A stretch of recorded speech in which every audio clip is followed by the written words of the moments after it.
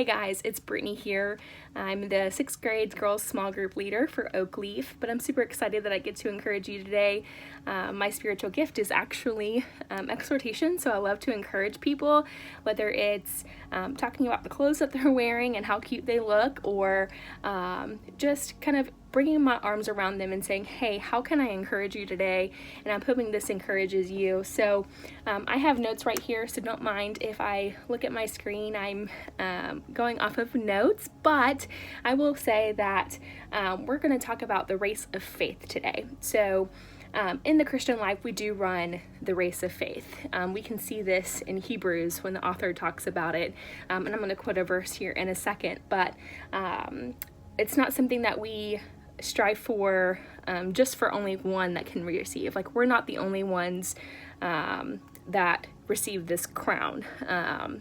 We will receive a crown once we get to heaven. We strive to finish strong in our faith, but God makes us all winners when we cross that line. And that's something that's really encouraging to me, because outside of everything that's going on in the world right now, all the craziness, whether it's school being moved to online, whether it's maybe you had a job as a waitress working at a restaurant and you've gotten laid off because you obviously can't work, or something like that. It's one of those things that we can always focus on Jesus and the fact that He is our finish line. He is the one that we are going to be looking to in the end, after all of this craziness and after this world has passed away, after all of that. Once we cross that finish line and get to heaven, we get Him forever. Therefore, we all win. We all win God by persevering in faith and getting to that finish line.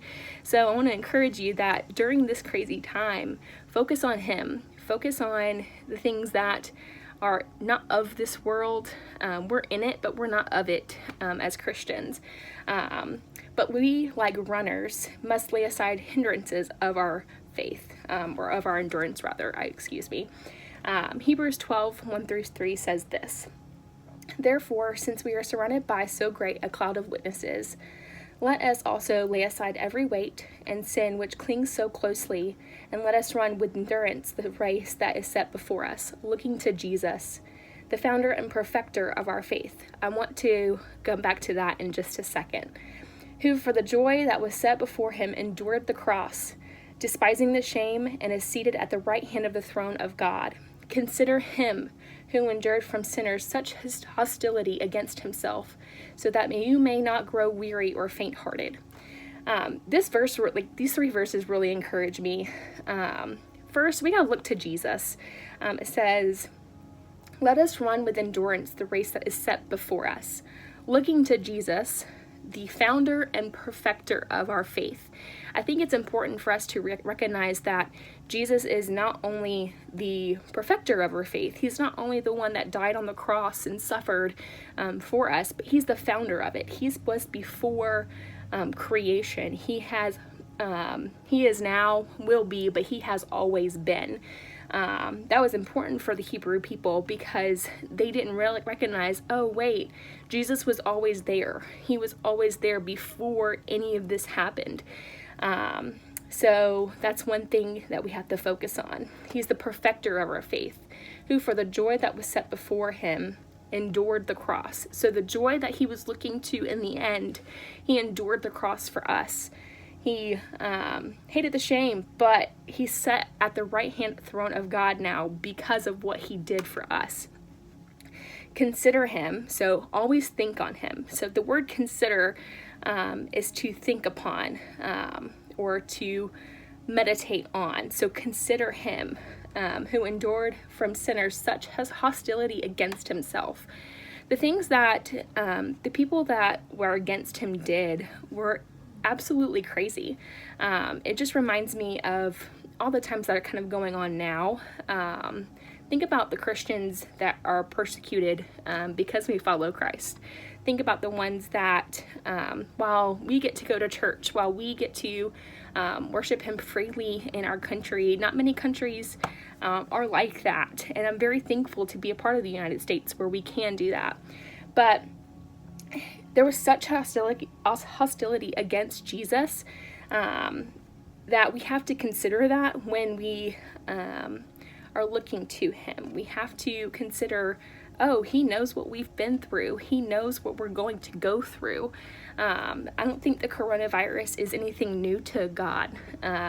And so he knows what's going on. And so we consider this so that is kind of like a result of that you may not grow weary or faint-hearted. So I know during this time it's hard.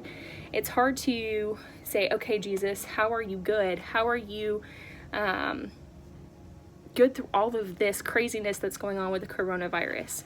I can tell you this, that he is good because he has created salvation for us. If it weren't for Jesus, if it weren't for God the Father, we wouldn't have salvation, obviously.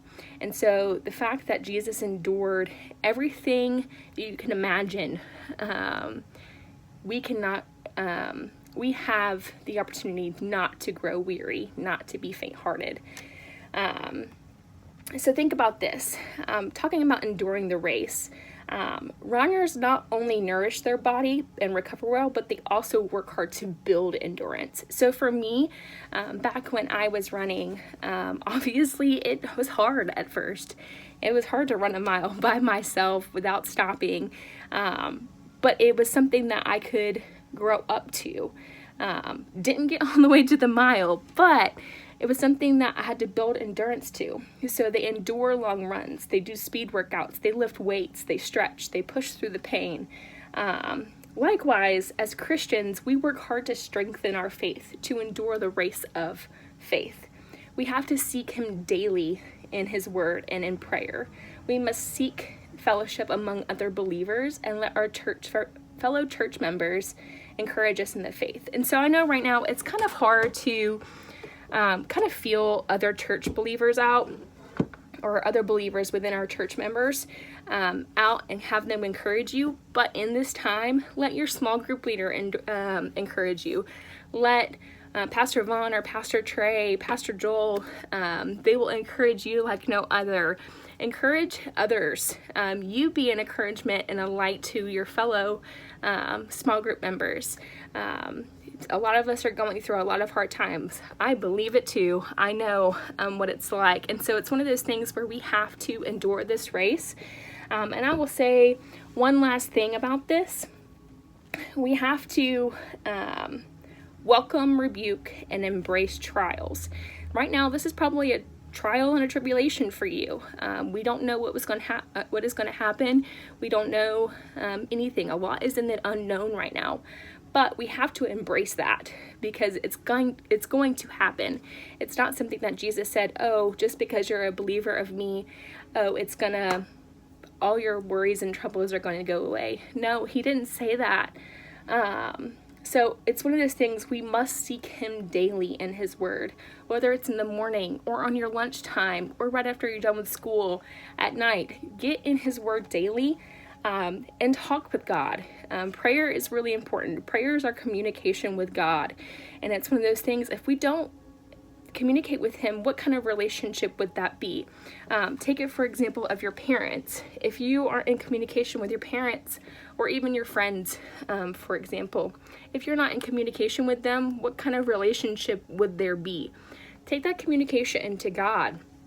What kind of relationship do we have with God? Our prayer life is so important. So one thing I would say, endure the race, focus on Jesus, and have that personal discipline, as that is essential if we are to keep our eyes on Jesus.